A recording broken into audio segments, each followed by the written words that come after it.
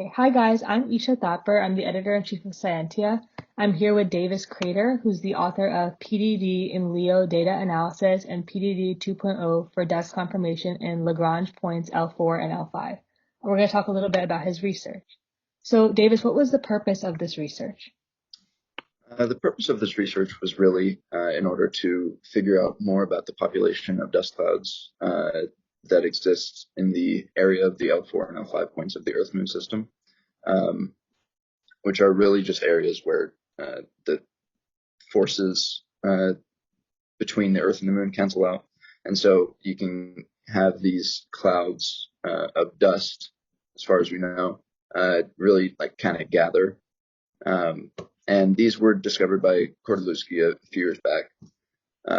And we really just wanted to send some kind of probe up there and figure out more about, the density of these clouds, what kind of material is up there, maybe how fast the particles are moving, things like that. Awesome. And then what was your hypothesis of your study? Well, so early on, I kind of joined this research kind of late.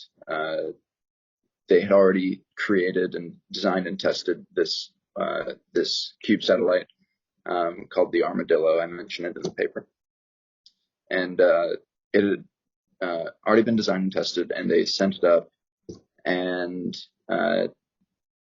it started tumbling, unfortunately, and so they couldn't get good data.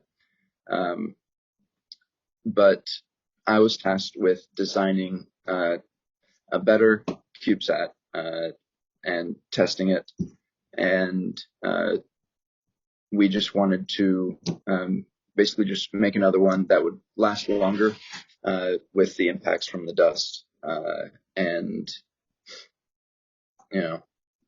send it up and not have it go wrong again. Great. And then what were the main findings of your study?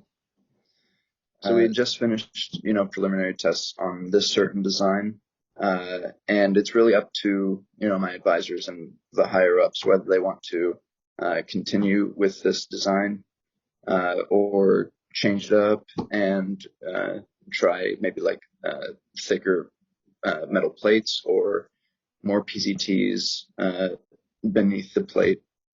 But as far as I know, the data that we got doing testing the design that we had created was pretty good data, and I wouldn't be surprised if they continue on just getting more data, more trials on our design. Great. And then how would you expand this study in the future if you could? Further tests and trying to model the particles that impact during the tests, like what we would find up in the clouds. So there's a device in the lab called a light gas gun.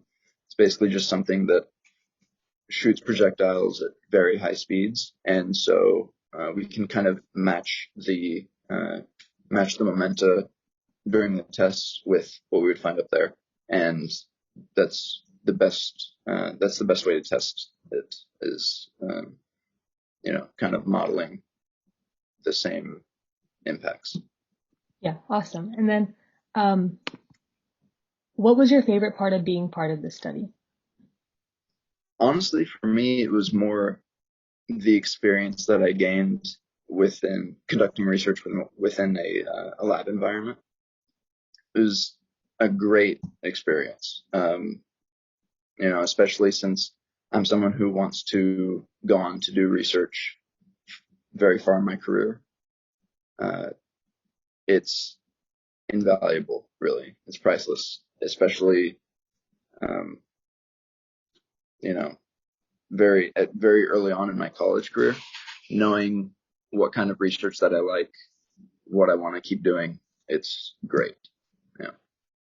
Awesome. And then last question, is there any advice you would give to aspiring student researchers? Sure. Yeah, I would tell them, especially for underclassmen like freshmen and sophomores, I would try to just tell them to take really any research opportunity that you can, as long as it's something that you can do and keep getting good grades. Um, yeah, because gaining that research experience early on is so helpful. And then juniors and seniors, upperclassmen, I would say maybe try to find research that more fits what you want to do later on, maybe in grad school or further.